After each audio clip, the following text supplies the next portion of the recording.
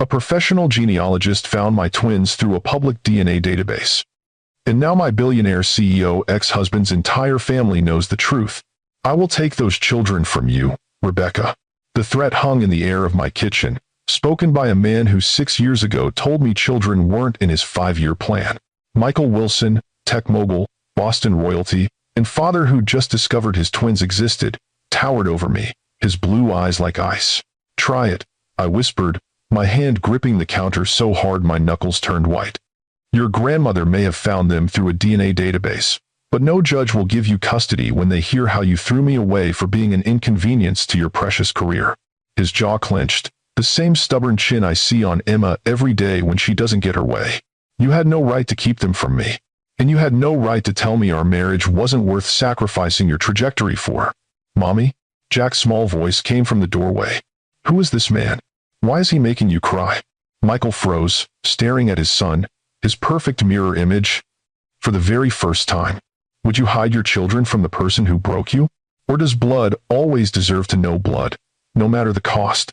Hit that subscribe button now if family secrets fascinate you, because this DNA bombshell just blew my carefully constructed life to pieces. That confrontation in my kitchen wasn't how it all started. The unraveling of my carefully constructed life began 6 days earlier with a single email that popped into my inbox on an ordinary Tuesday morning.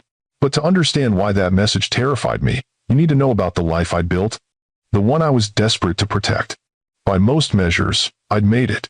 At 35, I was the founder and CEO of Horizon Press, a boutique publishing house specializing in women's fiction that had grown from my spare bedroom to offices in downtown Portland. We'd published 3 New York Times bestsellers in the past year alone. I'd created something from nothing, built a reputation for discovering powerful female voices, and managed to do it while raising twins as a single mother. My mornings typically started at 5 a.m., reviewing manuscripts in the quiet before Emma and Jack woke up. They were early risers, another trait inherited from their father, but I always tried to be up before them, savoring my coffee in the pre-dawn silence. That Tuesday was no different. I was halfway through a promising manuscript about a woman who reinvented herself after losing everything when my email pinged. Normally, I wouldn't have checked it. Morning was my sacred reading time, but something made me glance at the notification. Subject: Wilson Family Genealogical Research, Urgent Matter. I shouldn't have opened it, but some part of me knew, even before I clicked, that the careful barriers I'd constructed were about to come crashing down. "Miss Rebecca Miller, I've been hired to research the Wilson family genealogy and discovered information that may be of interest to you. DNA records indicate a direct familial relationship to individuals in my client's family. Please contact me to discuss this matter privately." The email included a signature block, with credentials: Olivia Jenkins, professional genealogist, with an impressive list of certifications. A quick Google search confirmed she was legitimate. Her website showcased testimonials from families she'd reunited, mysteries she'd solved through genetic detective work. My coffee went cold beside me as I read the message again and again, my hands trembling. The Wilsons had found us. Or at least, they'd found evidence we existed. The family I'd fled 6 years ago now had a digital breadcrumb trail leading straight to my door. "Mom!" Jack took my dinosaur again. Emma's voice shattered the morning quiet, followed by the thunder of small feet down the hallway. I closed my laptop with a snap and took a deep breath, plastering on a smile, before my whirlwind of a daughter burst into the kitchen. Her dark curls a tangled mess and her blue eyes, Michael's eyes, flashing with indignation. "Good morning to you too, sunshine," I said, opening my arms for a hug that she reluctantly accepted while glaring over my shoulder at her twin.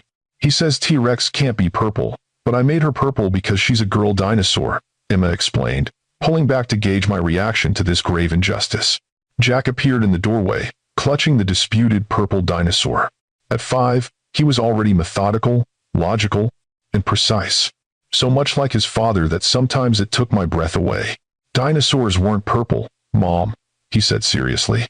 "I read in my book that scientists think they were green or brown or maybe even had feathers." "Well, scientists make new discoveries all the time," I reasoned, ruffling his neatly combed hair. "Maybe one day they'll find a purple dinosaur fossil. In the meantime, Emma's T-Rex can be whatever color she wants in her imagination." Jack considered this, then nodded solemnly and handed the toy back to his sister. "Okay, but in my game, She's going to be green. Fair compromise, I said, amazed as always by their ability to resolve conflicts with a little guidance. Now, breakfast. We've got blueberry pancakes today. As they climbed onto their stools at the kitchen island, I pushed the email to the back of my mind. There would be time to panic later.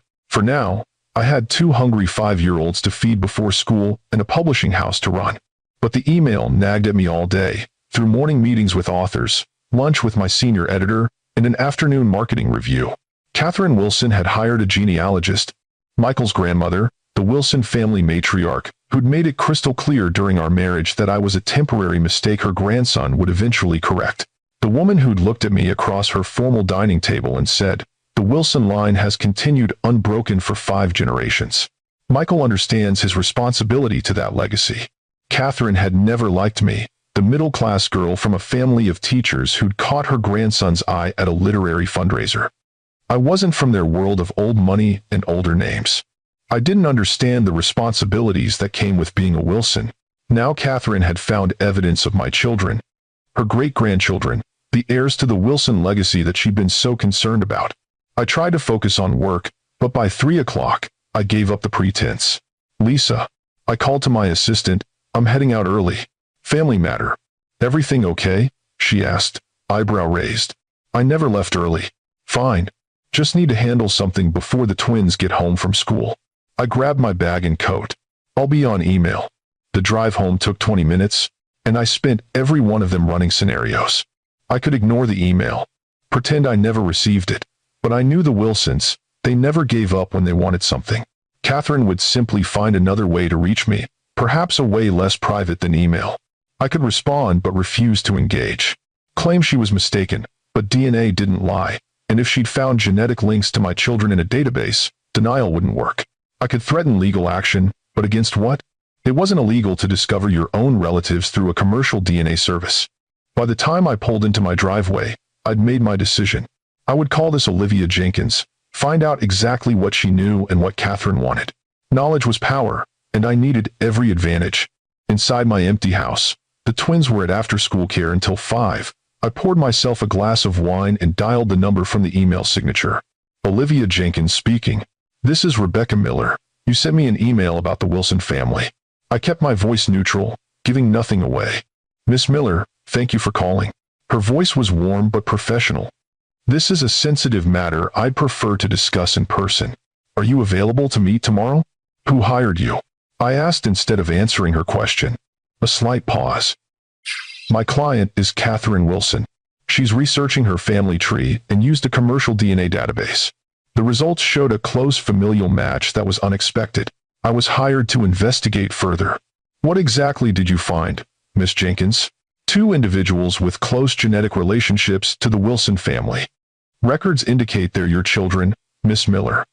And based on the timing and genetic markers, they appear to be Michael Wilson's children as well."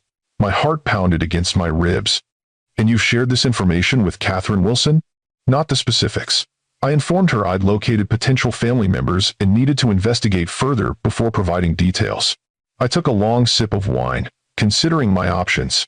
I could refuse to meet, but that would only delay the inevitable.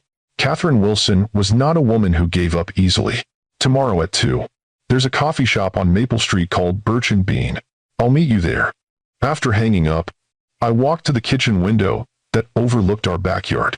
The evening light cast a golden glow over the swing set where my children played, the garden we'd planted together, the life we'd built that had nothing to do with the Wilsons and their legacy. I thought about the day I discovered I was pregnant, 6 weeks after my divorce from Michael was finalized. The shock, the terror, the irony, pregnant with not 1 but 2 children after being told repeatedly that they weren't in our 5-year plan. I remembered calling Michael's private line, rehearsing what I'd say. But when his voicemail picked up, I'd hung up without leaving a message. That same evening, the society pages announced his attendance at a charity gala with Victoria Hall, daughter of one of Boston's oldest families. The photos showed them laughing together, her hand possessively on his arm, his smile easier than any he'd given me in our final year of marriage. I never called back. Instead, I'd packed up my small apartment in Boston and moved to Portland, where a college friend had offered me a job at a small press. I built a new life, brick by brick, far from the Wilson influence and wealth. I gave birth to twins who never knew their father's name, only that he was someone who couldn't be part of our family. Now Catherine had found us, and everything I'd built felt suddenly fragile. My phone buzzed with a text from Mrs. Rodriguez, the twins' after-school caregiver. Emma feeling little sick. Slight fever. Want me to bring them home early? Reality snapped back into focus. My children needed me. Whatever storm was coming, I would weather it as I had everything else, by putting Jack and Emma first. Yes, please. I texted back. I'm home now. 20 minutes later, Emma curled against me on the couch while Jack carefully arranged his Lego creations on the coffee table, explaining each one in detail. This is a robot that can clean the ocean, he said, holding up a blue and green construction. And this one is a spaceship that runs on solar power. Very eco-friendly, I observed, stroking Emma's hair as she dozed against me. Her forehead was warm, but not alarmingly so. Mom, Tyler at school says everyone has a dad, but some dads live in different houses, Jack said, changing subjects with the abruptness of a 5-year-old. Is our dad alive? The question hit me like a physical blow. We'd had versions of this conversation before, but Jack's questions were becoming more specific as he grew. Yes, your dad is alive, I answered carefully. He lives very far away. Does he know about us? I hesitated. I'd always promised myself I wouldn't lie to my children, but I'd skirted the full truth. He didn't know about you when you were born. His job took him away before I found out you were growing in my tummy. It wasn't entirely a lie. Michael hadn't known. I just hadn't tried very hard to tell him. Could we meet him someday? Jack persisted. Emma stirred against me. I don't care about dads, she mumbled.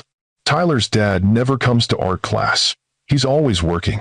The irony of her statement wasn't lost on me. Michael had always been working too. Maybe someday. I said to Jack, the words feeling prophetic in a way I couldn't have imagined that morning. But right now, we're a perfect family just as we are. And it's almost dinner time for perfect families. How about soup for our patient here? And maybe grilled cheese? The twins' questions about their father had become more frequent lately. Jack was curious by nature, always wanting to understand the mechanics of everything, including his family. Emma was more resistant, perhaps picking up on my own complicated feelings. Now, with Catherine's discovery, I might need to prepare them for meeting their father, a man who'd made it clear that children weren't part of his vision for his life. A man who, according to the business press, was engaged to Victoria Hall, now an executive at her father's investment firm, and perfectly suited to be the wife of Boston's tech golden boy. The thought of Michael rejecting them, of seeing disappointment cloud their perfect faces, made my chest tighten with anxiety. I'd protected them from that possibility for 5 years. Now a DNA test and a determined grandmother threatened everything. The next day, I dropped the twins at school and headed to my office, but I couldn't focus. By 1:30, I left for Birch and Bean, arriving early to select a table in the back corner where we wouldn't be overheard. I recognized Olivia Jenkins the moment she walked in. She had the efficient appearance of someone accustomed to navigating complicated family dynamics, neat bob, observant eyes, professional but approachable in a navy blazer and tailored pants. Miss Miller, she said, extending her hand. Thank you for meeting me. Let's skip the pleasantries, I replied, not taking her hand. What exactly does Catherine Wilson know? Olivia withdrew her hand and sat down, apparently unfazed by my directness. She knows that her grandson has 2 children he's unaware of. She knows her name and general location. She does not know the children's names, ages, or any specifics beyond the DNA confirmation. And what does she want? To meet them. Olivia's expression remained neutral. The Wilson family has no direct heirs beyond Michael. Catherine is 82 and wishes to know her great-grandchildren before she dies. I laughed, the sound harsh even to my own ears. Now she's interested? Where was this familial devotion when Michael made it clear children weren't part of his 5-year plan? When he chose his company over our marriage? I can't speak to that history, Olivia said carefully. I'm merely the messenger. Catherine has authorized me to make an offer. She would like to establish a trust fund for the children and potentially arrange a meeting. On your terms. Money. I shook my head. Of course, it comes down to money. Everything does with the Wilsons. It's not just about money, Miss Miller. Catherine mentioned concerns about Michael's current path. His upcoming marriage to Victoria Hall is apparently more strategic than loving. She believes knowing about his children might. She paused, choosing her words carefully, help him reassess his priorities. The manipulation was so transparent it was almost laughable. So I'm supposed to use my children as emotional leverage to stop Michael from marrying someone his grandmother disapproves of? Absolutely not. That's not what I'm suggesting. Olivia leaned forward. But consider this. Your children have a right to know their heritage, their family history. And the Wilsons have considerable resources that could benefit them. My children are doing just fine without Wilson money. And what about medical history? Family connections? The sense of identity that comes from knowing where you come from? Her words struck a nerve. Just last week, Emma had asked why she didn't have a daddy like her friend Tyler. I'd given my practiced answer about different kinds of families, but the question in her eyes remained. I need time to think, I finally said. Of course. But be aware that Catherine will proceed with or without your cooperation. She's determined to know her great-grandchildren. As I watched Olivia leave, I realized with crushing certainty that my carefully constructed world was about to change forever. I spent the next 3 days in a state of high alert, jumping every time my phone rang, checking my email obsessively.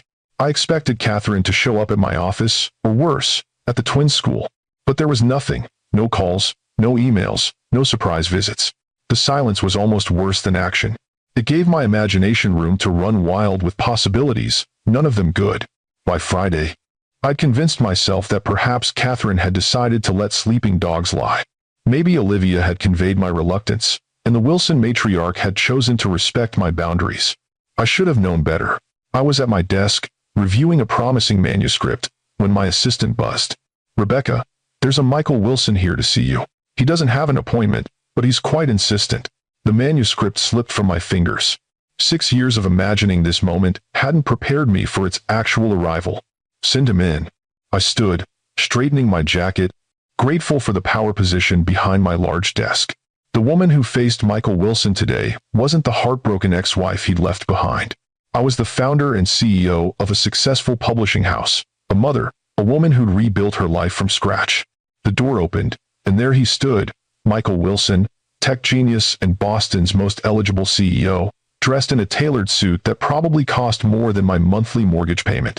At 38, he'd grown more distinguished, silver threading through his dark hair at the temples, his jaw more defined. Success had hardened his features while enhancing his undeniable presence. Those familiar blue eyes, the same ones that looked back at me from my children's faces every day, fixed on me with barely controlled anger. 6 years, Rebecca. 6 years of silence, and I had to hear about my children from my grandmother? So much for my fantasy of calm, civilized conversation. Hello, Michael. Lovely to see you too. Don't. His voice was tight with suppressed rage. Don't act like this is a casual reunion. You hid my children from me. I didn't hide them. I protected them from a family that made it abundantly clear they weren't wanted. I was proud of how steady my voice remained. That was never your decision to make, wasn't it? You told me, and I quote, children would only complicate our lifestyle.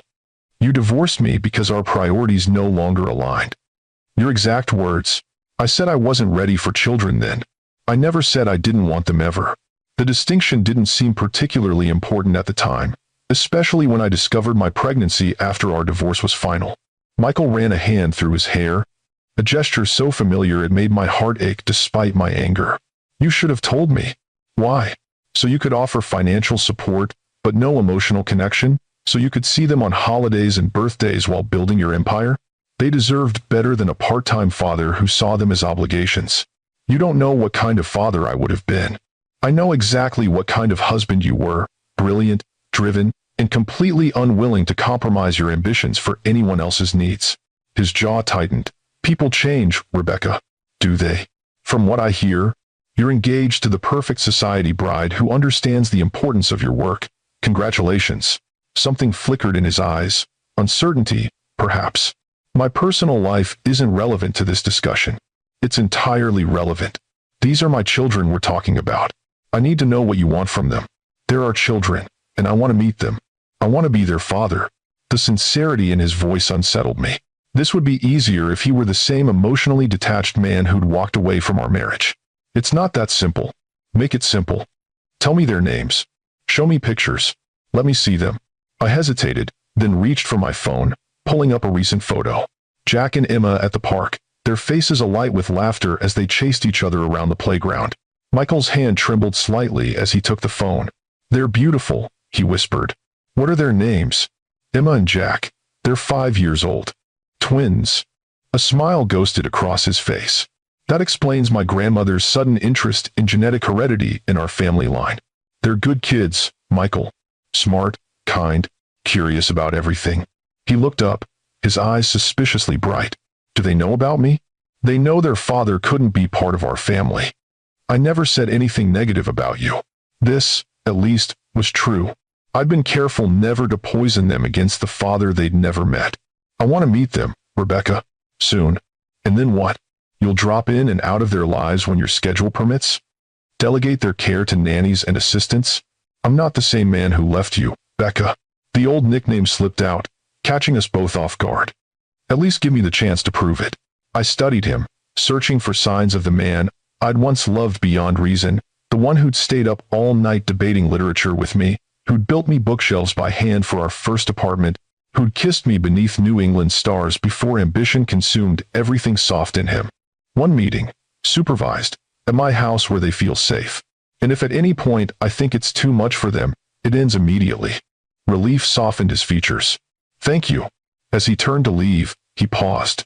"For what it's worth, finding out about them has forced me to reconsider everything, including Victoria. That's not my concern. Maybe not. But it should have been my grandmother's first clue that I'm not the same man you knew." I postponed the wedding the moment I found out about them. With that, he was gone, leaving me with the unsettling sensation that the ground beneath me had shifted yet again. If you've ever had to face someone who once broke your heart, hit that like button. And if you believe children deserve to know where they come from, even when it's complicated, subscribe now to hear what happened when the twins finally met their father. I sat at my desk long after Michael left, my mind racing. The man who just stood in my office wasn't exactly the Michael I remembered. Oh, the surface was the same, the commanding presence, the intensity, the unwavering conviction that he was right. But there was something else there too. A vulnerability I'd rarely seen during our marriage, a genuine emotion when he looked at the twins' photo. Could people really change that fundamentally? Or was this just another performance from a man who'd built his career on convincing others to buy into his vision? I needed to prepare the twins to meet their father. But how do you explain to 5-year-olds that the father they've never known suddenly wants to be part of their lives? How do you protect them from potential heartbreak while giving them the chance to know half of their identity? That evening, after tucking the twins into bed, I sat in my living room with a glass of wine, thinking about how Michael and I had first met. It was at a literary fundraiser in Boston, 6 months after I'd moved there for a junior editor position at a prestigious publishing house. I'd saved for weeks to afford the ticket, determined to network with authors and publishers who might advance my career. Michael was there representing Wilson Technologies, a major donor to arts education. He wasn't supposed to notice the junior editor in the off-the-rack dress. I wasn't supposed to be charmed by a tech CEO who could quote Jane Austen and debate the merits of magical realism. But that was the thing about Michael Wilson, he'd always defied expectations. "Wuthering Heights is overrated," he'd said, approaching me as I examined a first edition on display. "Heathcliff and Cathy are terrible people who deserve each other." I'd turned, ready to defend one of my favorite classics, only to find myself face to face with the most striking man I'd ever seen. Dark hair, intense blue eyes, and a smile that transformed his serious face into something approachable. "Terrible people make the most interesting characters," I'd replied. "And their love story isn't supposed to be healthy, it's supposed to be consuming." "Consuming, destructive, obsessive," he'd countered. "Give me Austen's sensible matches any day." "An Austen fan?" I raised an eyebrow. "You don't look the type." "And what type would that be?" "I don't know. You have more of a Hemingway vibe. Terse sentences, masculine endeavors." He'd laughed, a genuine sound that crinkled the corners of his eyes. "I contain multitudes, Michael Wilson." He extended his hand. "Rebecca Miller, junior editor at Hayes and Brown." "Ah, so you're the enemy," he said with mock seriousness. "My company just donated a digital library system to Boston Public Schools, and all these publishing people keep telling me print is irreplaceable." "Not the enemy. Just someone who believes different formats serve different purposes." I'd met his gaze directly. "Digital has its place. So does the smell of paper and the weight of a book in your hands." "A pragmatist." "Interesting." He'd studied me with an intensity that should have been uncomfortable but somehow wasn't. Most people at these events either fawn over our technology or lecture me about the death of literature. I'm not most people. No, he'd agreed, his eyes never leaving mine. You're definitely not. He'd asked for my number before the night was over and called the very next day. Our first date was at a small bookstore cafe where we argued amicably about Russian literature until closing time. Our second was a technology exhibition where Michael showed me prototypes that wouldn't hit the market for years. We were from different worlds, mine of books and ideas, his of innovation and investment. But for those early months, the differences only made our relationship more exciting. The problems came later, after we married, when Michael's company expanded and his grandmother began talking about the Wilson legacy. When casual mentions of children were met with 5-year plans and growth projections. When I realized that for all our passionate debates about literature and technology, we'd never really discussed the fundamentals of what we each wanted from life. Now, sipping my wine in the quiet of my Portland home, I wondered if we'd both been at fault. Michael, for his rigid planning and prioritization of career over family. Me, for believing I could change his mind, for not being clearer about my own desires, for walking away without fighting harder. The next morning, I sat the twins down for a conversation I'd never imagined having. Remember how you asked about your dad, Jack? I began carefully. Well, I have some news. Your father found out about you both, and he'd like to meet you. Emma's eyes narrowed with suspicion. Why now? Where was he before? My heart swelled with pride at her protective instinct, even as I searched for the right words. He didn't know about you before. Remember, I told you he was gone before I found out you were growing in my tummy? Well, now he knows, and he wants to get to know you. Is he nice? Jack asked, his little face serious. I hesitated, not wanting to lie but unsure how to explain the complexities of adult relationships to 5-year-olds. He's very smart, like both of you. He builds technology that helps people, and he wants to meet you very much. Will he live with us now? Emma demanded, getting straight to the heart of her concern. No, sweetie, he has his own house. He'll just visit, like a friend at first. Tyler's dad just visits too, Jack observed. He and Tyler's mom take turns. Sort of like that, I agreed, grateful for the simplified explanation. Your dad will come here on Sunday. We'll all be together, and you can ask him any questions you want. Can I show him my dinosaur collection? Jack asked, already warming to the idea. Of course. I don't want to show him my art, Emma declared, crossing her arms. Not until I decide if I like him. I pulled her into a hug. That's perfectly fair, sweetheart. You don't have to share anything you don't want to.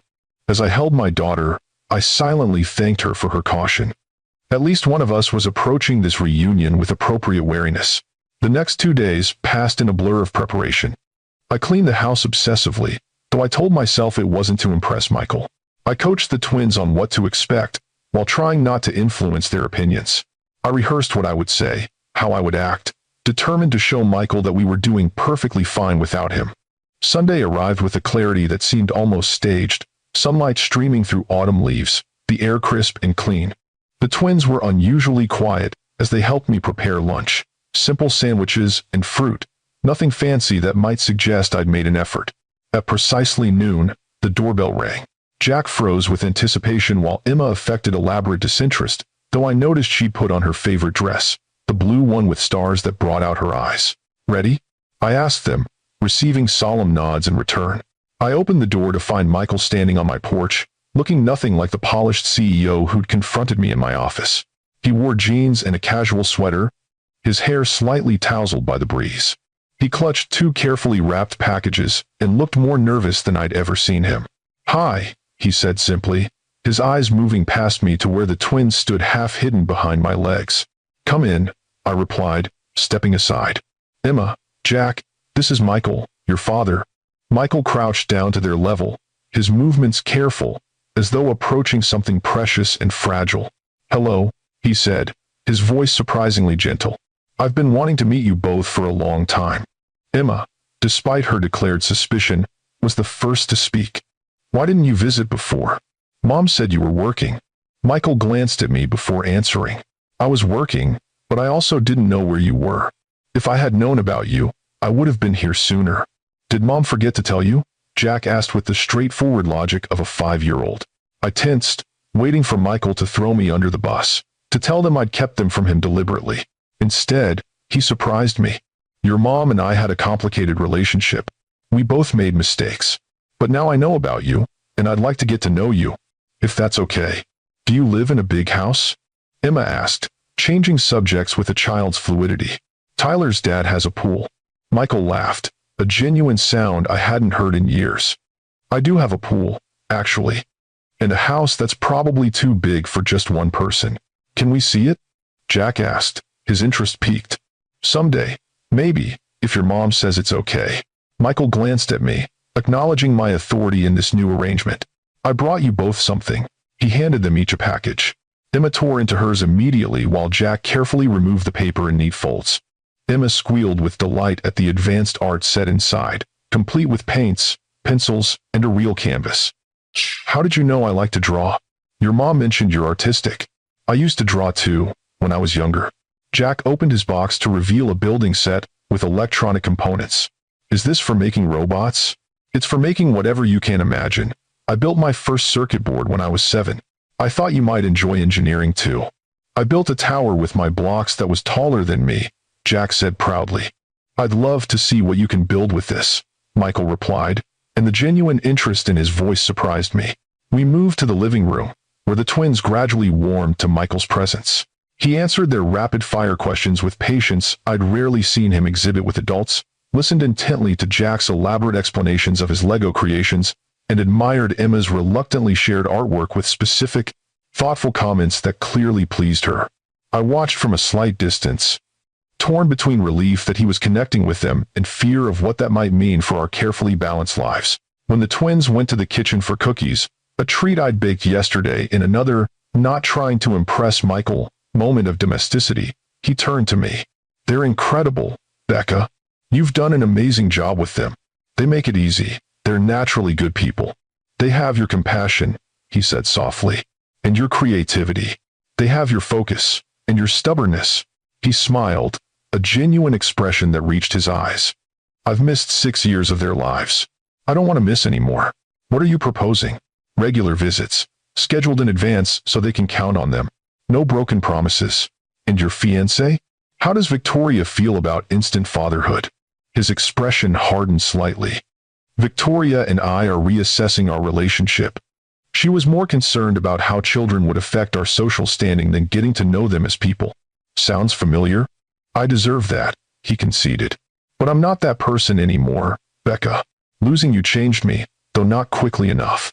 Building Wilson Tech into what it is today showed me that success means nothing without someone to share it with. You have someone, Victoria. Victoria wants the CEO, not the man. She wants the lifestyle, not the life. He leaned forward. You were the only one who ever wanted just me. The confession hung between us, dangerous in its honesty. Don't, I warned. Don't try to resurrect something that died years ago. This is about Jack and Emma, not us. Of course, he agreed too quickly. But seeing you again, seeing what an incredible mother you are, makes me wonder what might have been if I hadn't been such a fool. Before I could respond, the twins returned with cookies and milk, rescuing me from having to address the unspoken current that still ran between us after all these years. Have you ever wondered if people can truly change? Or do we just want to believe they can? Hit that like button if you've ever given, or wanted, a second chance, and comment below with your thoughts. Because this story is just beginning, and I need your perspective on what happens next. After Michael's first visit, I thought I'd feel relief. The dreaded reunion was over, and we'd all survived. Instead, I found myself more unsettled than before. The Michael who'd sat in my living room, connecting with our children, was more like the man I'd fallen in love with than the ambitious CEO who'd walked away from our marriage. It was easier to guard my heart against a villain than this attentive, patient version of my ex-husband. The twins, for their part, seemed cautiously intrigued by their newfound father. That evening, as I tucked them into bed, the questions began. Is Dad going to come back tomorrow? Jack asked, clutching the instruction manual for his new building set. Not tomorrow, honey. But he'd like to visit again next weekend, if that's okay with you both. Emma, arranging her new art supplies on her bedside table, shrugged with elaborate casualness. He's okay, I guess. He liked my blue forest painting. He said it showed perspective, Jack added. What's perspective, Mom? It's how you see things from different angles and distances, much like how I was now forced to view Michael, from the perspective of my children rather than just my wounded heart. The next morning, I woke to an email from Michael with the subject line, "Thank you, Rebecca. I can't express what yesterday meant to me. Jack and Emma are extraordinary, bright, curious, kind. You've done a remarkable job raising them, and I'm grateful for the chance to know them. I'd like to visit again this Saturday, if that works for your schedule. Perhaps we could take them to the Science Museum?" Jack mentioned an interest in the robotics exhibit, and I noticed Emma's eyes light up at the butterfly garden. "I know this arrangement is precarious, and I'm still earning your trust. I promise I won't disappoint them, or you, again. Michael." I stared at the screen, troubled by the sincerity in his words. This wasn't the transactional Michael I'd prepared myself to face, the one who'd view our children as obligations or accessories to his perfect life. This was a man who'd noticed our son's enthusiasm for robotics and our daughter's barely concealed interest in butterflies. I typed a careful response. "Saturday works. Meet us at the museum at 10 a.m. The twins will be excited about the outing, but please remember they're still getting to know you. Don't overwhelm them with lavish gifts or grand gestures. What they need is consistency and genuine interest." His reply came almost immediately. "Understood. See you Saturday. No grand gestures, just time together." Over the next few weeks, Michael integrated himself into the twins' lives with a patience and consistency I hadn't expected. Each visit was as promised, on time, engaged, focused entirely on building relationships with Jack and Emma. No calls interrupted our outings. No assistants appeared with urgent business matters. The Michael who played elaborate imaginary games with Emma and helped Jack construct increasingly complex electronic circuits seemed worlds away from the workaholic I'd been married to. "Dad said he'll help me enter the science fair," Jack announced one evening after Michael had left. "He knows a real scientist who studies robots at MIT. Dad said my paintings are good enough for a real gallery." Emma added, not to be outdone, "He wants to frame my butterfly one for his office." They'd started calling him Dad by the third visit, the title falling from their lips with an ease that both warmed and worried me. Children were resilient, yes, but also vulnerable. What would happen if Michael's interest waned once the novelty wore off? But weeks turned into a month, and Michael remained constant. He rearranged board meetings to attend Jack's classroom presentation. He sat patiently through Emma's dance recital, where she had exactly 2 moves and spent most of the performance waving at us in the audience. He created a regular schedule of visits that the twins could count on, never canceling, never arriving distracted by work. What I hadn't anticipated was how the rest of the Wilson family would react to the news of Michael's children. The first inkling came when Michael requested a meeting after the twins were in bed. "My grandmother wants to meet them," he said without preamble, sitting at my kitchen table with a cup of coffee. "She's been insistent, and frankly, I'm running out of excuses." "Your grandmother made it abundantly clear what she thought of me during our marriage," I replied, stirring my tea more vigorously than necessary. "Why would I expose my children to her judgment?" "Our children," Michael corrected gently. "And because Catherine is 82 and, for all her flaws, she's their great-grandmother.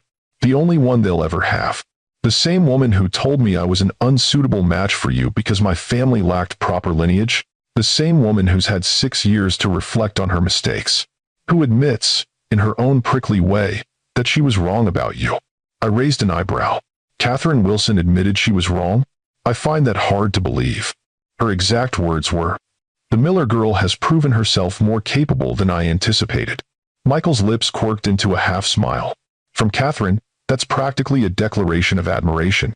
And what happens when she decides the twins don't measure up to Wilson standards?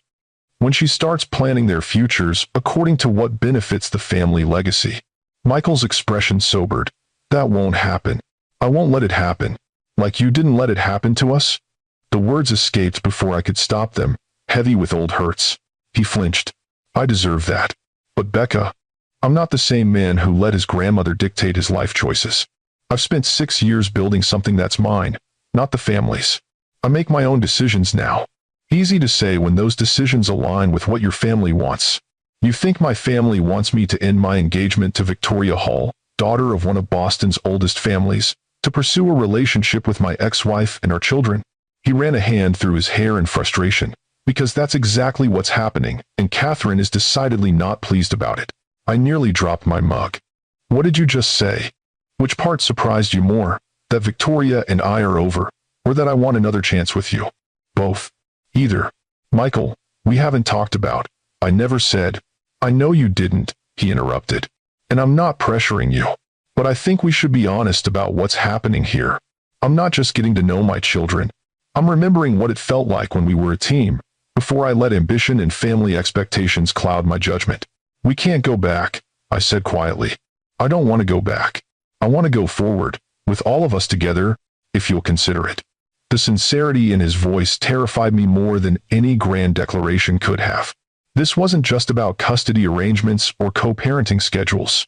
Michael was talking about rebuilding what we'd lost, about creating a family from the scattered pieces of our broken relationship. I need time, I managed. This is happening so fast.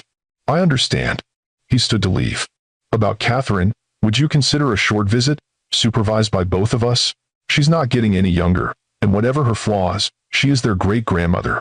I sighed, knowing this was just the beginning of the Wilson family's re-entry into our lives. 1 hour. At a neutral location, and if she says anything at all, that upsets the twins, we leave immediately. Agreed. His relief was palpable. Thank you, Becca. As he moved toward the door, he paused. For what it's worth, losing you was the biggest mistake of my life. It just took me far too long to realize it. After he left, I sat alone in my kitchen, my mind swirling with contradictory emotions. Part of me, the part still scarred from our divorce, screamed to maintain distance, to protect myself from another heartbreak. But another part, one I'd tried to silence for 6 years, whispered of possibilities I'd long since abandoned. The meeting with Catherine Wilson was set for the following Saturday at a private room in an upscale restaurant downtown. I dressed the twins with extra care, partly to impress Catherine, and partly as armor against her potential criticism. Jack looked handsome in khakis and a button-down shirt, while Emma had insisted on a sparkly purple dress with mismatched rainbow tights, a combination I decided not to fight. Let Catherine see them as they were, not as polished Wilson heirs. Michael met us in the restaurant lobby, tension evident in the set of his shoulders. She's already here, he murmured. I've given her strict instructions about appropriate topics of conversation. I'm sure that went over well, I replied dryly. He grimaced. About as well as you'd expect. But she agreed. Catherine Wilson sat ramrod straight in her chair as we entered the private dining room, every inch the Boston aristocrat in her tailored suit and perfectly coiffed silver hair. At 82, she remained formidable, her sharp eyes missing nothing as they catalogued the twins. Grandmother, Michael said formally, I'd like you to meet Emma and Jack. Children, this is your great-grandmother, Mrs. Wilson. Catherine's expression softened marginally as she regarded the twins. Hello, children. It's a pleasure to finally meet you. Emma, never one for formalities, asked bluntly, Are you really old enough to be a great-grandmother? I suppressed a groan, but to my surprise, Catherine's lips twitched in what might have been amusement. Quite old enough, young lady. I'm 82 years old. That's really old, Emma observed. But you don't look as old as Tyler's great-grandma, and she's only 80. Emma, I began, but Catherine waved away my concern. Honesty is a Wilson trait, she said, as is directness. Your daughter comes by it naturally. Jack, who had been studying Catherine intently, spoke up. Do you like science? Dad says the Wilsons have been inventors for generations. Indeed we have, Catherine replied, a hint of pride warming her voice. Your great-great-grandfather patented a manufacturing process that revolutionized production efficiency in textile mills. Cool, Jack said. I'm building a robot that can sort recycling. Dad's helping me. Catherine's eyes flicked to Michael, something unreadable passing between them. Is he now? How? Domestic of him. I find it infinitely more rewarding than board meetings, grandmother, Michael replied mildly. Lunch progressed with surprising civility. Catherine asked appropriate questions about the twins' interests and schooling, listening with what appeared to be genuine interest to their animated responses.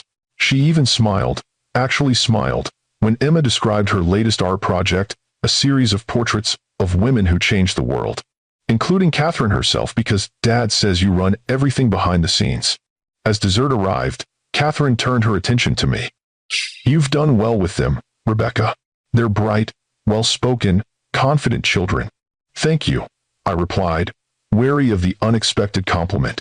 I was wrong about you, she continued, causing Michael to nearly choke on his water. Not about your suitability as a Wilson wife, that assessment was correct, as your divorce proved, but about your capabilities as a mother and businesswoman. You've exceeded expectations on both counts. I wasn't aware I needed to meet anyone's expectations but my own, I replied, keeping my tone even for the twins' sake. Everyone has expectations to meet, my dear. The difference is whose matter to you. Her gaze shifted meaningfully to Michael. Some of us learned that lesson too late. After lunch, Catherine presented each twin with a small, elegantly wrapped box. A token to remember our first meeting, she explained. Inside each box was an antique compass, delicate but sturdy, clearly valuable but not ostentatiously so. Wilson navigators have carried compasses for generations, she told them, to remind us that no matter how far we roam, we can always find our way back to what matters. The twins were delighted with the gifts, and I had to admit it was a thoughtful gesture, meaningful without being excessive. As we prepared to leave, Catherine beckoned me aside. I've established trust funds for both children, she said without preamble. Their education and security will be provided for regardless of what happens between you and my grandson. That's not necessary, I began, but she cut me off with an imperious wave. It's already done. Consider it compensation for the 6 years they were deprived of their birthright through my grandson's short-sightedness. She fixed me with a penetrating stare. Whatever else happens, Rebecca, those children are Wilsons. They deserve the advantages of that name, even if they never use it. Before I could formulate a response that wouldn't involve language inappropriate for the setting, she turned to Michael. They're remarkable children. Don't make the same mistake twice. With that enigmatic statement, she bid the twins goodbye with surprising warmth and departed, leaving me with the unsettling feeling that I'd just been outmaneuvered somehow. That went better than expected, Michael observed as we walked to the parking lot. Did it? She established trust funds without consulting me, and basically admitted she still thinks I was a suitable incubator, but an unsuitable wife. She also acknowledged she was wrong about you, and gave the twins meaningful family heirlooms, rather than extravagant gifts. He shrugged. For Catherine, that's practically a surrender. This isn't a war, Michael. Isn't it? His gaze was knowing. You've been fighting to keep the twins away from Wilson influence since before they were born. The accuracy of his statement left me momentarily speechless. Had I been fighting a war all this time? Against the Wilsons, against Michael, against the part of myself that had never fully recovered from our divorce? Before I could respond, Emma tugged at my hand. Mom, can Dad come over to see my new paintings? I did one of great-grandmother with laser eyes. And just like that, we were back to the immediate reality of parenting, where complex adult emotions took a backseat to the simple desires of children who wanted both their parents in the same room. Michael raised an eyebrow in question.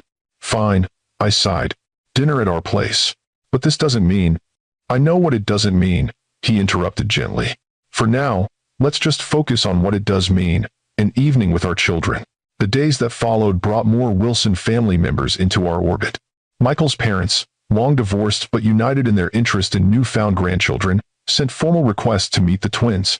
Robert Wilson, Michael's father, was a distinguished economics professor at Harvard who'd been largely absent during Michael's childhood. Diana Wilson Reed, his mother, had remarried a British banker and split her time between London and Boston. Do we have to meet all of them?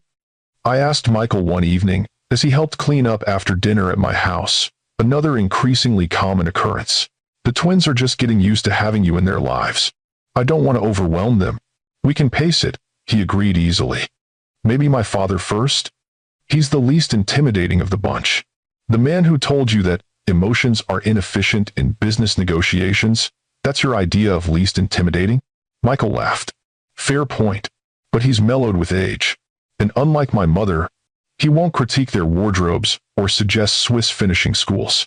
Your mother wouldn't. She absolutely would. She had brochures for Chateau Mont Blanc on her coffee table the last time I visited, with the names Emma and Jack written on post-its. I groaned. This is exactly what I was afraid of. The Wilson machine activating to absorb them into the dynasty. I won't let that happen, Michael said, his hand covering mine on the countertop. There are children, not Wilson assets. But they deserve to know their family, all of it. complicated as it may be. The warmth of his hand on mine sent an unwelcome flutter through my stomach. I pulled away, busying myself with loading the dishwasher. What about Victoria? Have you told her about the twins? His expression darkened. Yes, that conversation didn't go well. I can imagine. No, you really can't. He leaned against the counter, running a hand through his hair. She suggested we still get married and that the twins could be integrated into our household with appropriate boundaries. What does that mean? It means she wanted them to call her mother while you would be downgraded to Rebecca. It means she wanted to send them to boarding school as soon as possible to minimize disruption to our lifestyle. It means she saw them as inconvenient accessories that needed to be managed rather than children who needed to be loved. My blood ran cold at the casual cruelty of it. And that's when you ended the engagement? That's when I realized I'd been about to make the same mistake twice, marrying someone who fit the external requirements without filling the internal ones. He met my gaze directly. Victoria was perfect on paper. Impeccable family, Harvard MBA, connections throughout Boston society. But she doesn't laugh at silly jokes or cry at sad movies, or stay up all night talking about books that changed her life. I looked away, uncomfortable with the implication. Michael, she's not you, Becca. No one has ever been you. His voice was soft but certain. I spent 6 years trying to convince myself that what we had wasn't special, that I could rebuild it with someone else. I was wrong. You can't just walk back into my life and expect everything to fall into place, I said, the words coming out more harshly than intended. We're different people now. I'm not the same woman who was so desperate for your approval that I set aside my own dreams. I know that. It's one of the things I admire most about who you've become. He took a step closer. You built a successful business, raised incredible children, created a life completely on your own terms. You don't need my approval, or anyone else's. Then what is this? What are you doing? I'm trying to earn a second chance. The raw honesty in his voice caught me off guard. Not with the woman I left, but with the woman you've become. The woman who terrifies and inspires me in equal measure. Before I could formulate a response, Jack appeared in the doorway, pajama-clad and sleepy-eyed. Dad, are you staying to read stories tonight? You promised to do the robot voices. The moment broken, Michael smiled at our son. I did promise that, didn't I? Lead the way, buddy. As he followed Jack upstairs, I remained in the kitchen, my heart pounding with confusion and something dangerously close to hope. If you've ever had to choose between protecting your heart and taking a risk on love, hit that like button and subscribe now, because the Wilson family drama is just getting started, and Victoria Hall isn't going down without a fight. By early November, 6 weeks after Michael had re-entered our lives, we'd settled into something resembling a routine. He visited the twins several times a week, took them on weekend outings, and had begun attending school events as their officially registered father, a paperwork change that had required several emotional conversations and one meeting with a family lawyer. The twins had flourished under his attention. Jack's interest in engineering had expanded with Michael's encouragement, leading to increasingly complex projects that now occupied an entire corner of our living room. Emma, initially more resistant, had gradually warmed to her father, especially after he arranged for her to meet a real artist who worked in mixed media, Emma's current passion. What hadn't settled into any recognizable pattern were my feelings about Michael's presence in our lives. One moment, I'd find myself laughing with him over the twins' antics, falling into the easy companionship we'd once shared. The next, I'd remember the coldness in his voice when he told me children weren't in the plan, and my walls would shoot back up. You're overthinking this, my friend Sophia told me over coffee one morning. We'd met in a prenatal yoga class, when I was pregnant with the twins, both of us single mothers to be navigating uncertain waters. The man is clearly still in love with you, and from what you've told me, he's proven himself with the twins. It's not that simple, I protested. There's history. Complicated, painful history. And there's the present, she countered, where he shows up consistently, respects your boundaries, and makes hard eyes at you when he thinks you're not looking. He does not make hard eyes. He absolutely does. Ryan and I had dinner with you guys last week, remember? He looks at you like you're the answer to a question he's been asking for years. I stirred my coffee, uncomfortable with her assessment. Ryan, Sophia's husband of 3 years, had indeed hit it off with Michael during a dinner that had felt disturbingly like a double date. Even if there are residual feelings, I admitted reluctantly, that doesn't erase what happened. He chose his career and family expectations over our marriage. People make mistakes, Beck, especially in their 20s and 30s. The question is whether he's learned from them. She leaned forward. Has he? I thought about how Michael had handled the twins' questions about why he hadn't been in their lives before, taking responsibility without casting blame. How he'd stood up to his grandmother when she suggested the twins attend the right preschool to prepare for Andover. How he scheduled board meetings around school events rather than the other way around. Maybe, I conceded. But what if it doesn't last? What if this is just the honeymoon period, and once the novelty wears off, he reverts to workaholic Michael, who's too busy building his empire to attend dance recitals? That's always the risk, isn't it? With any relationship, Sophia's expression softened. Look, I'm not saying jump back into marriage. I'm saying maybe open yourself to the possibility that both of you have grown into people who could actually make it work this time. Before I could respond, my phone buzzed with a text from Michael. Can we talk tonight after the twins are in bed? Something's come up. The cryptic message set off alarm bells. In my experience, something's come up rarely preceded good news. That evening, after tucking the twins in, I found Michael waiting in the living room, tension evident in the set of his shoulders. What's going on? I asked, skipping pleasantries. He handed me a tablet open to the society page of the Boston Globe's digital edition. The headline made my stomach drop. Wilson Hall engagement still on? Sources close to couple deny breakup rumors. Below was a photo of Michael and Victoria at what appeared to be a recent charity gala, her hand possessively on his arm, a triumphant smile on her perfect features. What the hell is this? I demanded, my voice deadly quiet to avoid waking the twins. Victoria's desperate attempt to salvage her social standing, Michael replied, his expression grim. That photo is from 6 months ago. I haven't attended any events with her since I found out about the twins. The article quotes sources close to the couple saying the wedding plans are proceeding and rumors of a split were greatly exaggerated. That temporary distance was due to family matters that have now been happily resolved. I threw the tablet onto the couch. Sounds pretty specific for something Victoria made up. She's leveraging mutual friends and her father's influence with the paper. Michael ran a hand through his hair in frustration. I've already called my lawyer to issue a formal statement contradicting this, but Victoria is determined. Determined to what? Force you to marry her despite the minor inconvenience of secret children? Determined to save face. In her world, being publicly jilted is social suicide. She's trying to control the narrative. At the expense of our children? My voice rose despite my efforts to stay calm. What happens when Emma and Jack see these stories? When their friends' parents start gossiping about their father's complicated love life? That won't happen, Michael insisted.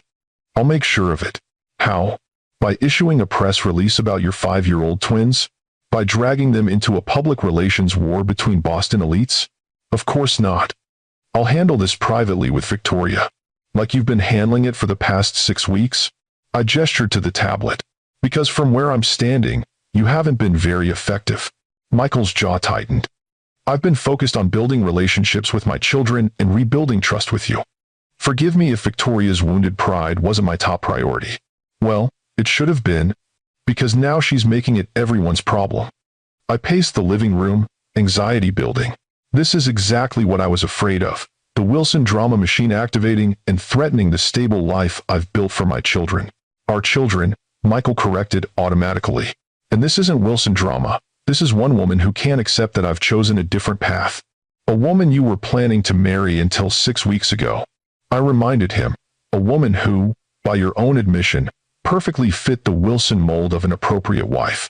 A mold I've rejected, he shot back. Or haven't you been paying attention these past weeks? I've chosen you, all 3 of you, over everything else. The sincerity in his voice momentarily derailed my anger. That's not. We haven't discussed. Haven't we?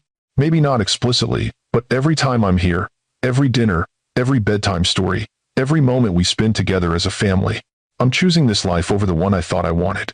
And what happens when this life becomes routine? When the novelty wears off and you remember why you walked away in the first place? Pain flashed across his face. Is that what you think this is? Novelty? I don't know what to think anymore, I admitted, suddenly exhausted. 6 weeks ago, my biggest concern was whether Jack was ready for advanced math classes. Now I'm dealing with society page scandals, and a woman who thinks she can claim my children's father through strategic PR. Michael moved closer, his expression softening. I'll fix this, Becca. I promise you. Victoria won't be a problem after I'm done. That sounds ominous. Not ominous. Definitive. His voice hardened with determination. No one threatens my family's peace. Not anymore. The possessive certainty in his tone sent an involuntary shiver through me. This was a side of Michael I'd rarely seen during our marriage, the protective force that had built his company from the ground up, the businessman whom competitors described as brilliant but ruthless when crossed. What are you going to do? I asked quietly. What I should have done weeks ago. Make it absolutely clear to Victoria and everyone else where my priorities lie. He reached for his coat. I'll call you tomorrow. After he left, I sat alone in the silent house, the tablet's damning headline still visible on the screen. Whatever Victoria's motives, she'd succeeded in introducing doubt and chaos into the fragile new reality we'd been building. The next morning brought no calls or texts from Michael, which was unusual. Typically, he checked in every day, even when he didn't have plans to see the twins. By afternoon, my concern had evolved into irritation. Whatever definitive action he'd planned apparently didn't include keeping me informed. I was reviewing contracts in my home office when the doorbell rang. Expecting a package delivery, I was stunned to find Victoria Hall on my doorstep, looking every inch the Boston socialite in her designer coat and perfectly styled blonde hair. Rebecca Miller? She asked, though it was clear she knew exactly who I was. I think it's time we had a conversation. My first instinct was to slam the door in her perfect face. My second, more rational thought was that it was better to have this confrontation at my house than somewhere the twins might witness it. Come in, I said coldly, leading her to my office rather than the living room, where evidence of our family life was scattered everywhere.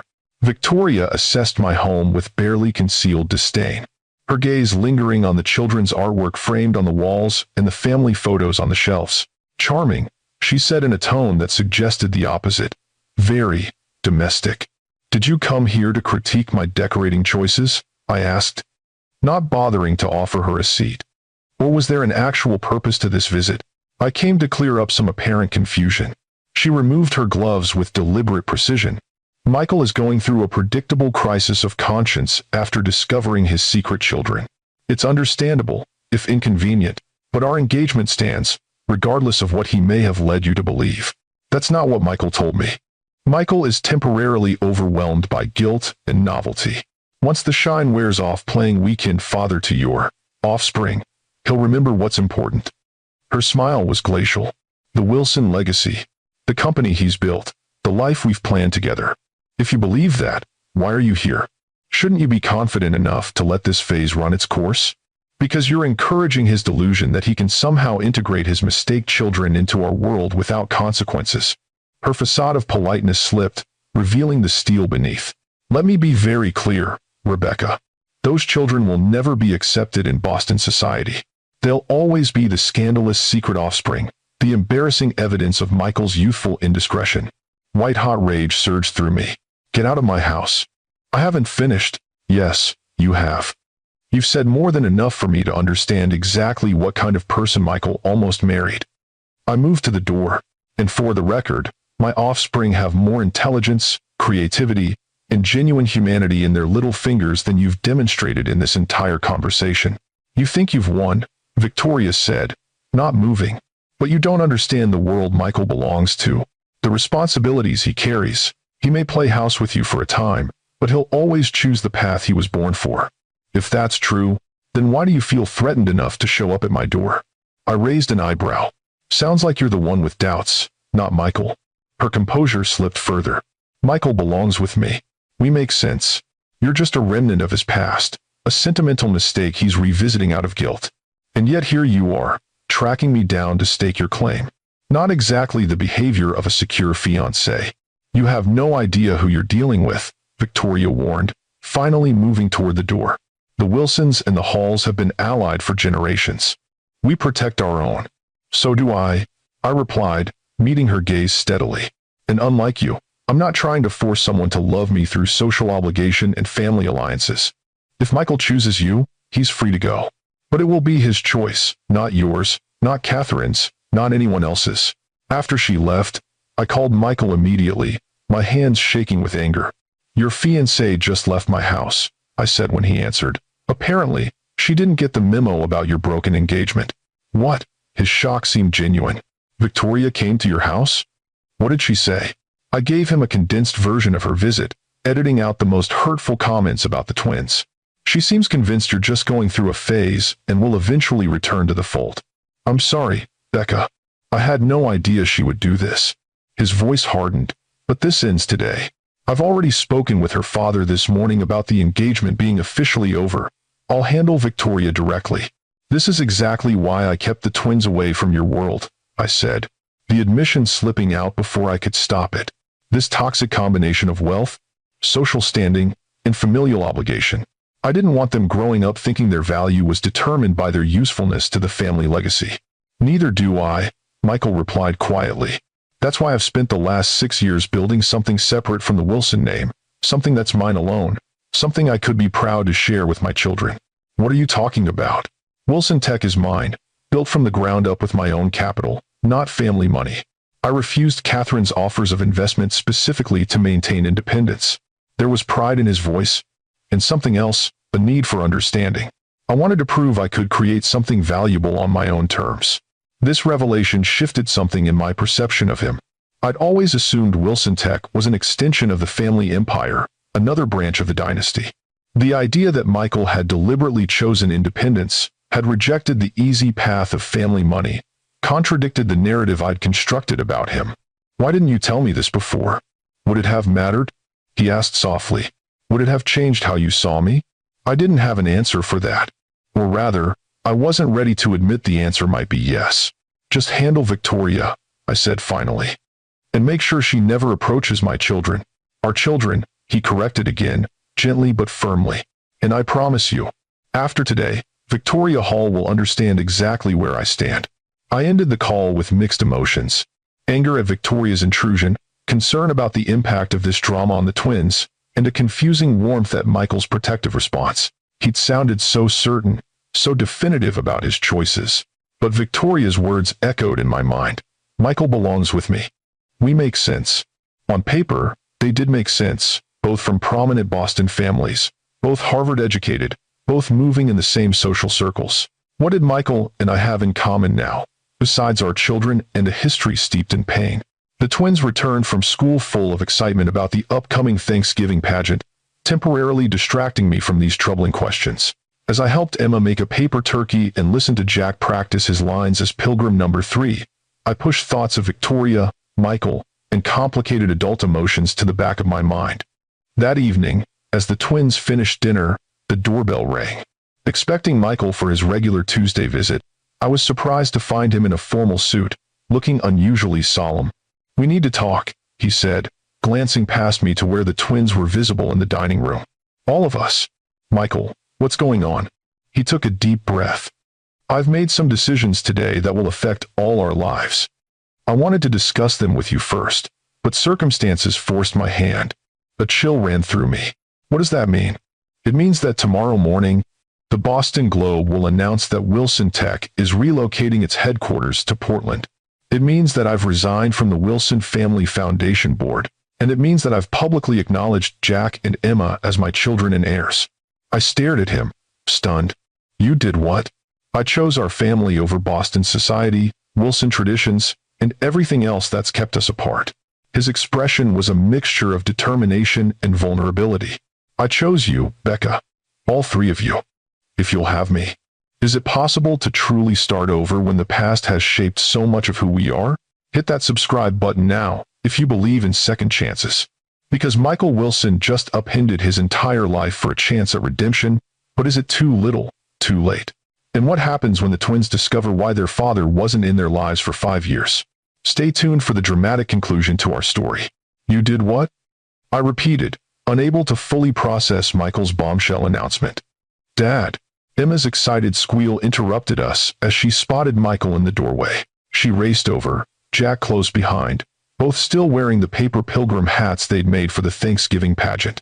Michael's solemn expression transformed into a warm smile as he crouched to hug them. "Hey, Munchkins. Those are some impressive hats." "We're practicing for the pageant," Jack explained. I'm pilgrim number 3. I have 2 whole lines. Very prestigious, Michael said seriously. And what about you, Emma? I'm the turkey. She twirled to demonstrate her importance. I have the most important part, because everybody wants the turkey at Thanksgiving. Michael laughed. Can't argue with that logic. I stood frozen, watching this ordinary family moment, while my mind raced with the implications of what Michael had just told me. Moving his company, publicly acknowledging the twins, essentially declaring war on Boston society and Wilson family traditions.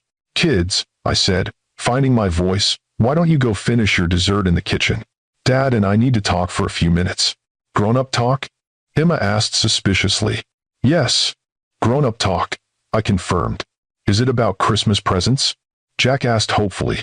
Not this time, buddy, Michael answered. But speaking of Christmas, I thought maybe this weekend we could look at trees? If that's okay with your mom. The twins cheered and looked to me expectantly. We'll see, I managed, ushering them toward the kitchen. Dessert first, then homework. Once they were out of earshot, I turned back to Michael. Are you out of your mind? You can't just uproot your entire company on impulse. It wasn't an impulse, he replied calmly. I've been considering a Portland branch for over a year. The tech scene here is growing, costs are lower than Boston, and quality of life is better. And the public announcement about the twins? Did you consider how that might affect them? Their privacy? Their normal life? I considered how Victoria's campaign to paint them as a temporary distraction was affecting them, he countered. I considered what would happen when they're old enough to read articles questioning their legitimacy or suggesting I'm ashamed of them. He had a point there, but I wasn't ready to concede. You should have discussed this with me first. You're right, he acknowledged, surprising me. I should have, but after Victoria's visit to your house this morning, I knew I had to act decisively. The story was already spinning out of control. I sank onto the living room couch, trying to process everything. So what exactly did you do? What does publicly acknowledge them mean? Michael sat beside me, leaving a respectful distance between us. I called a board meeting and announced Wilson Tech's relocation plans, effective immediately. Then I issued a personal statement to the press, clarifying that Victoria and I ended our engagement weeks ago when I discovered I had twin children from my previous marriage. Children I'm committed to raising alongside their mother. Alongside their mother, I repeated. That's presumptuous. Is it? His gaze was steady. Haven't we been co-parenting for the past 6 weeks? Haven't we been building something that looks remarkably like a family? Co-parenting doesn't necessarily mean. I trailed off, uncertain how to finish that sentence without revealing more than I was ready to. Doesn't mean what? Michael pressed gently. Doesn't mean we're reconciling? Doesn't mean we're giving our marriage another chance? We're not married anymore, I reminded him, though the words felt hollow even to my own ears. Legally, no. But Becca, these past weeks have reminded me of everything we once had. The partnership, the understanding, the way we balance each other. He leaned forward. Tell me you don't feel it too. Before I could respond, my phone buzzed with an incoming call. Sophia's name flashed on the screen. I should get this, I said, grateful for the interruption. Rebecca Miller, I answered, trying to sound normal despite the emotional turmoil churning inside me. Oh my God, Beck, have you seen it? Sophia's voice was breathless with excitement. It's all over social media. Michael Wilson publicly claiming his twins and telling Boston society to basically shove it. This is better than any romance novel we've ever published. What exactly is all over social media? I asked, eyeing Michael warily. His statement, someone leaked the full thing. It's beautiful, Beck. He talks about rediscovering what matters, about his brilliant children and their remarkable mother. He says moving Wilson Tech to Portland is coming home to where my heart already resides. It's gone totally viral. My gaze locked with Michael's. I'll call you back, I said faintly, ending the call. Where my heart already resides, I quoted. Really, Michael? To his credit, he looked slightly embarrassed. Perhaps I got carried away with the wording, but I meant every word. This is exactly what I've always hated about your world, the public spectacle, the performative gestures, the grand declarations. This wasn't performative, he insisted. This was me finally having the courage to stand up for what I want instead of what others expect from me. This was me choosing our family publicly, irrevocably. You can't just decide we're a family again because it fits your new narrative. That's not what I'm doing and you know it. Frustration edged into his voice. I've spent 6 weeks proving I can be the father Jack and Emma deserve. I've respected your boundaries, followed your rules, put the children's needs first in every decision. And I'm supposed to just forget the 3 years you spent telling me children weren't in your 5-year plan? The divorce papers, citing irreconcilable differences in family planning, the fact that you were engaged to Victoria Hall until 6 weeks ago? No, Michael's voice softened. I don't expect you to forget any of it. I expect you to judge me on who I am now, not who I was then. The man who walked away from you was young, ambitious, and foolish enough to think professional success would be enough to make him happy. The man sitting in front of you knows better. The sincerity in his voice made my throat tight with emotion. Michael, Mom, Jack called from the kitchen. Emma's putting her pilgrim hat in her ice cream to see if it floats. It's a science experiment. Emma defended herself. The mundane childhood crisis broke the tension, and I couldn't help laughing. Duty calls. Go, Michael said. We can finish this conversation later. But Becca, his expression turned serious again. I'm not going anywhere this time. Whatever you decide, whatever you feel about me, I'm staying in Portland. I'm staying in their lives. The certainty in his voice both reassured and terrified me. Whatever happened between us, Michael Wilson was now a permanent fixture in our world. The question was whether he would be co-parent or something more, and whether I was brave enough to risk my heart a second time. The following days brought a whirlwind of media attention. Michael's announcement had indeed gone viral, with business publications analyzing the strategic implications of Wilson Tech's relocation and gossip columns buzzing about Boston's most eligible CEO choosing fatherhood over his society engagement. The twins, thankfully, remained oblivious to most of the drama. Their school had strict policies about media and parent communication, and I'd asked their teachers to be vigilant about any unusual attention or questions from other parents. Catherine Wilson, surprisingly, was the first family member to call Michael after his announcement. Grandmother approves, Michael told me with a hint of wonder after their conversation. Not of the method, she called my press statement embarrassingly emotional and undignified for a Wilson, but of the decision itself. She approves of you moving your company across the country and publicly embarrassing Victoria Hall's family? I couldn't hide my skepticism.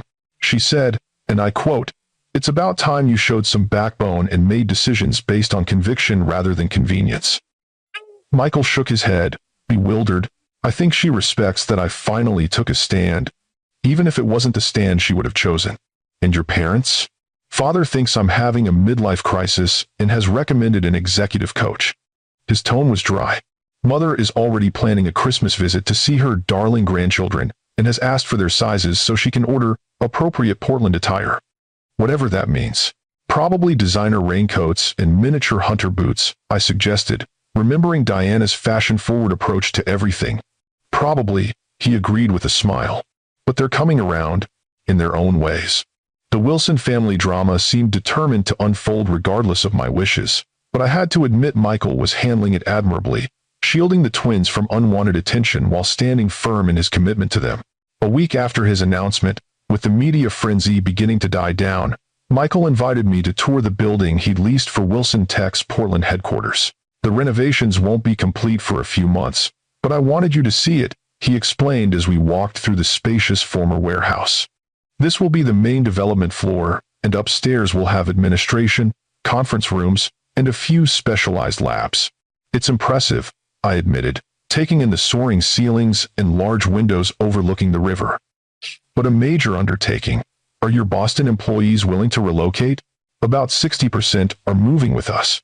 The rest will receive generous severance packages, and we'll hire locally to replace them. He led me toward a spiral staircase. There's something else I wanted to show you. At the far end of the second floor, a large space had been sectioned off with temporary walls. What's this? I asked as Michael opened the door.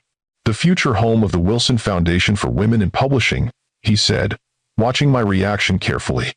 A nonprofit dedicated to supporting female-owned independent publishers and promoting diverse voices in literature. I stared at him, momentarily speechless. You're creating a foundation for women in publishing? With your guidance, if you're willing. His expression was earnest. I know Horizon Press is your baby, and I would never presume to interfere with that. But I thought a nonprofit arm might allow you to expand your mission of elevating female voices without the commercial pressures of publishing. You created this. For me? I created it because it's a worthy cause that aligns with your values, he corrected gently. And because using some of Wilson Tech's success to support the literary world that brought us together seems fitting. The thoughtfulness of the gesture touched me deeply. This wasn't an extravagant gift meant to impress or a grand romantic gesture for show. This was Michael understanding what mattered to me and finding a meaningful way to support it. I don't know what to say, I admitted. You don't have to say anything now. Just think about it. He hesitated. Becca, I know I've been pushing, maybe too hard, too fast. I'm not trying to buy your affection or rush you into anything. I just want you to know that I see you, all of you, the editor and the entrepreneur and the mother, and I admire everything you've built. Something shifted in my heart at his words. For years, I'd carried the belief that Michael had left because I wasn't enough, not ambitious enough, not sophisticated enough, not Wilson enough. But standing here, seeing the foundation space he'd created to support my passion, I realized perhaps the truth was more complex. Perhaps we'd both been young and unclear about what truly mattered. Thank you, I said finally. It's a wonderful idea, and I'd be happy to be involved. His smile was worth the admission. On the drive back to my house, my phone buzzed with a text from Sophia. Victoria Hall just announced engagement to Thomas Prescott III. That was fast. Guess she's moving on. I showed the message to Michael, who nodded thoughtfully. Thomas Prescott's family owns half of Boston's commercial real estate. It's a smart match for her. You don't seem surprised. Victoria was never in love with me, he said matter-of-factly. She was in love with the idea of being Mrs. Michael Wilson, tech CEO. If she can't have that title, Thomas Prescott is a perfectly acceptable substitute. And that doesn't bother you? That your relationship was essentially a business transaction? It would have, once. But now I'm just grateful I realized it before making a permanent mistake. He glanced at me. Again.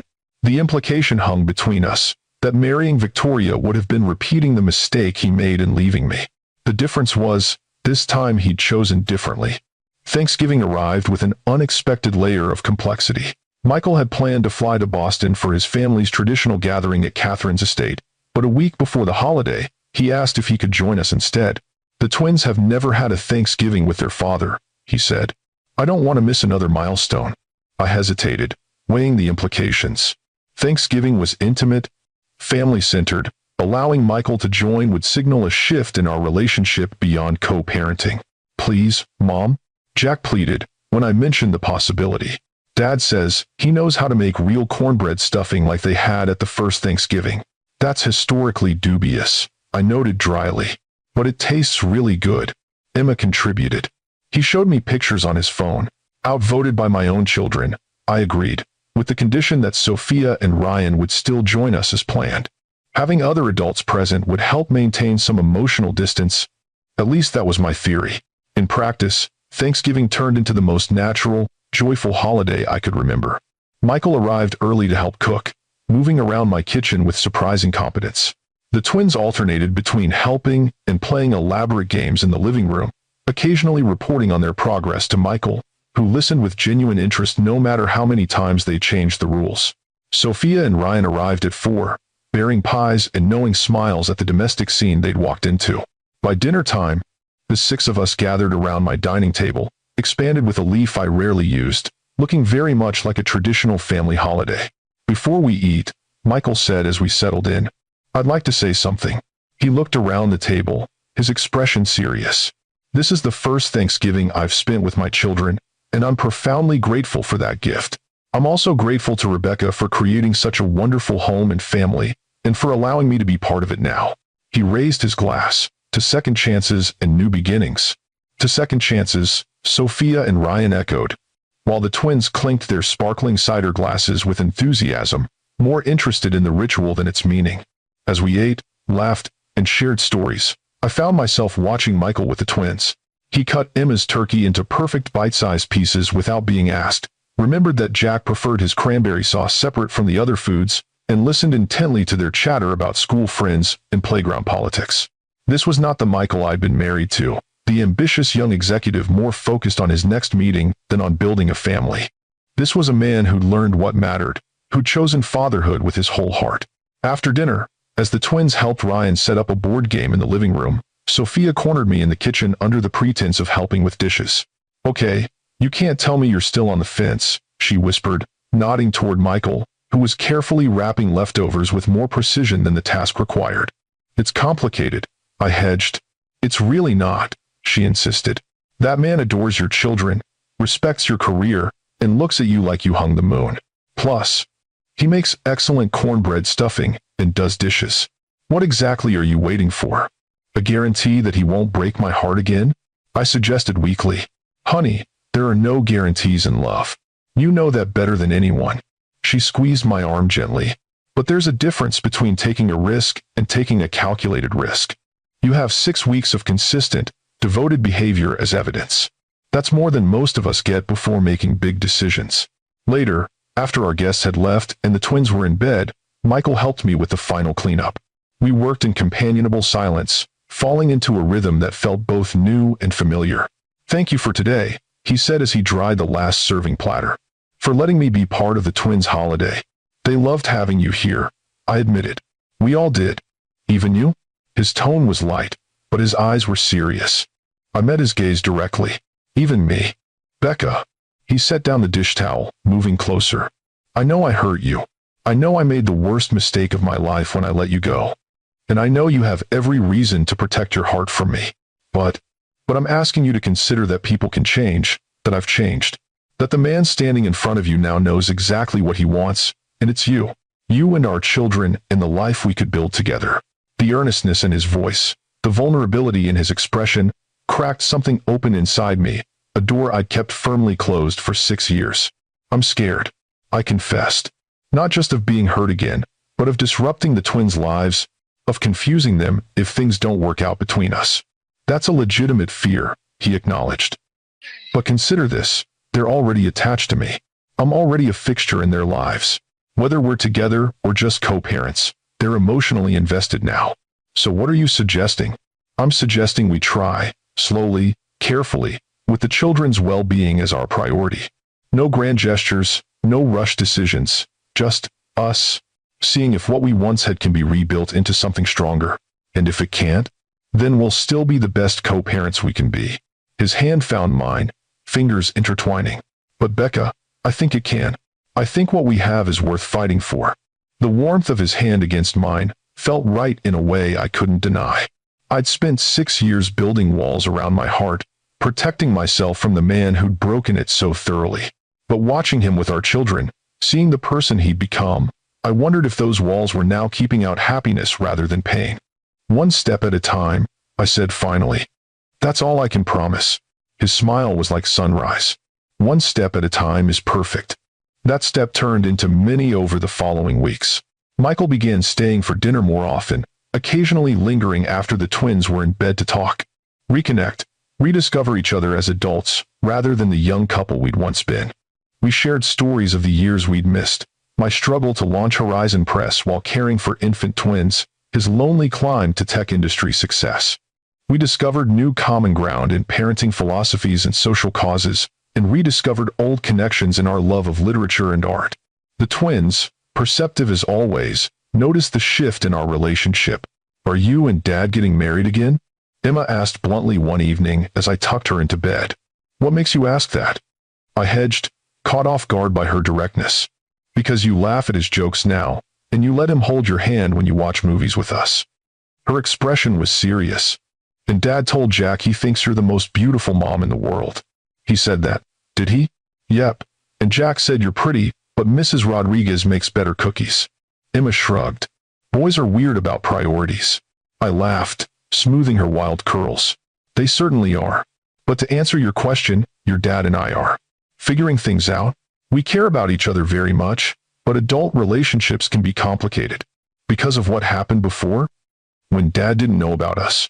I hesitated, unsure how much to share. Partly, yes. Before you were born, your dad and I were married, but we wanted different things at that time. Now we're trying to see if we want the same things. Like us? Her small face was solemn. Do you both want us? Oh, sweetheart. I gathered her close. We both want you and Jack more than anything in the world. That's the one thing we've never, ever disagreed about. It wasn't entirely true. We had disagreed about children once, fundamentally.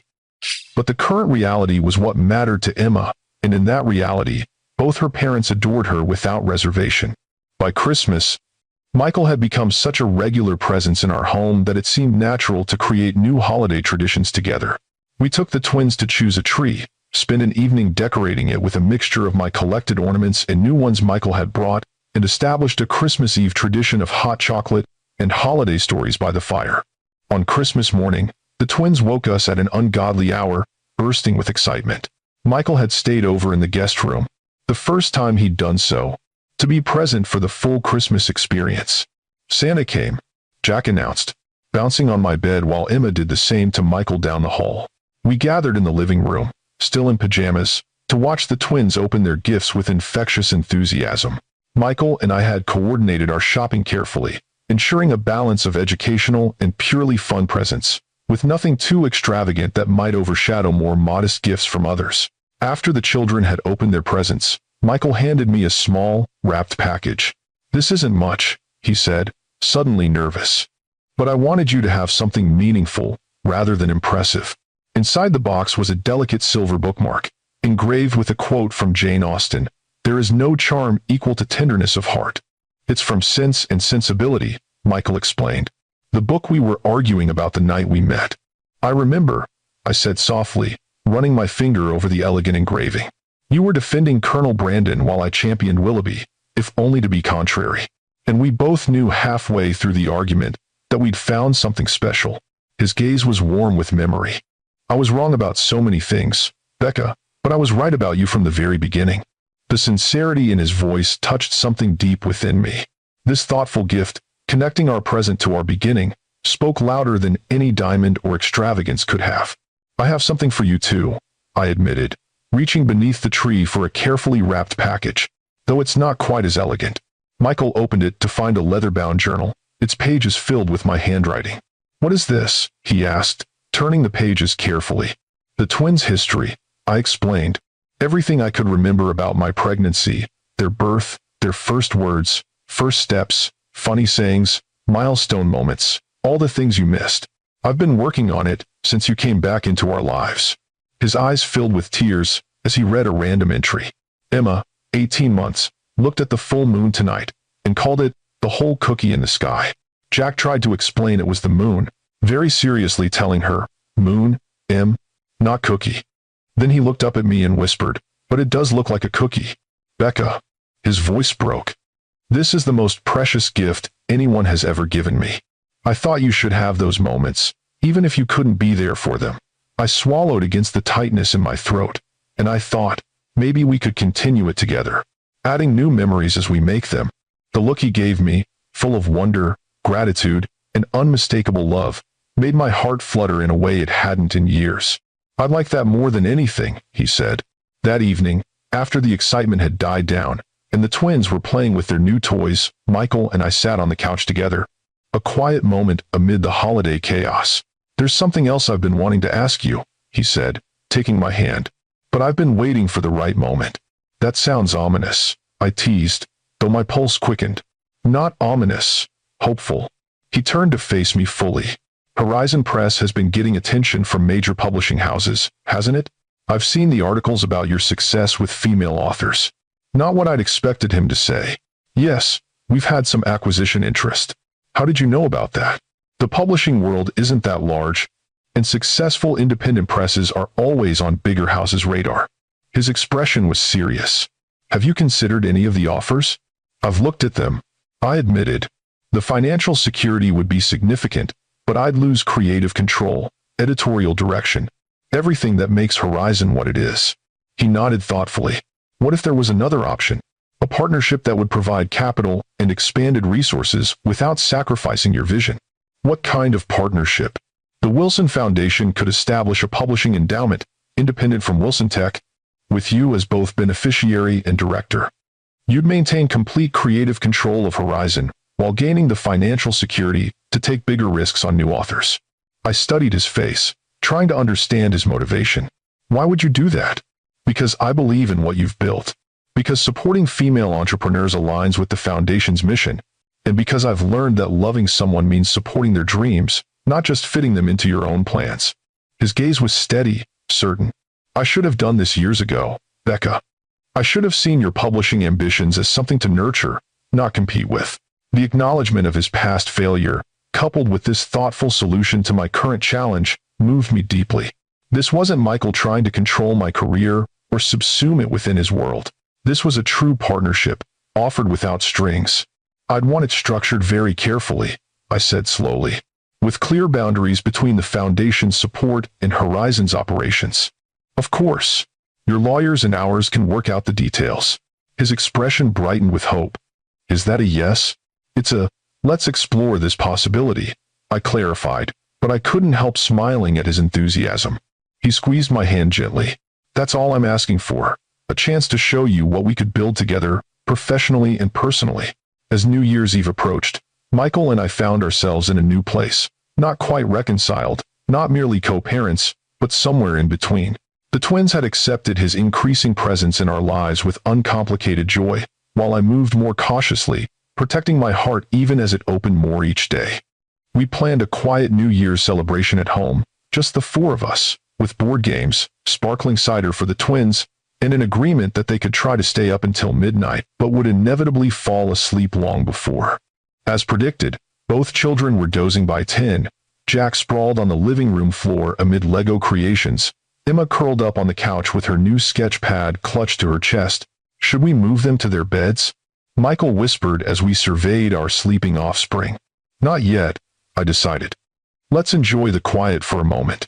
We settled on the porch swing I'd installed last summer, wrapped in blankets against the winter chill, the distant sounds of neighborhood celebrations floating through the night air.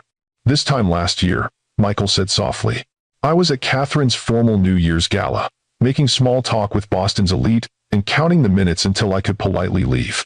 And I was right here with the twins, watching the ball drop on TV and promising myself this would be the year Horizon Press broke through. I smiled at the memory. They fell asleep by 9:30 then too. If someone had told me then that by the next New Year's Eve, I'd be sitting here with you and our children, I wouldn't have believed them. Not because I didn't want it, but because I didn't think I deserved it. The vulnerability in his voice touched something deep within me. And now? Now I know I don't deserve it, he admitted. But I'm grateful for it anyway. Grateful for second chances I never thought I'd get. We sat in comfortable silence for a moment, the porch swing swaying gently. Becca, Michael said finally, turning to face me. These past 3 months have been the happiest of my life. Being with the twins, rebuilding our relationship, creating something that feels like the family I always wanted but was too afraid to fight for. They've been good months, I agreed softly.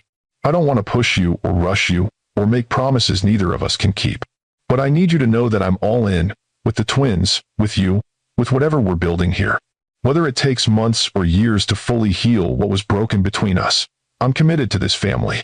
The certainty in his voice, the steady devotion in his eyes, finally broke through the last of my carefully constructed defenses.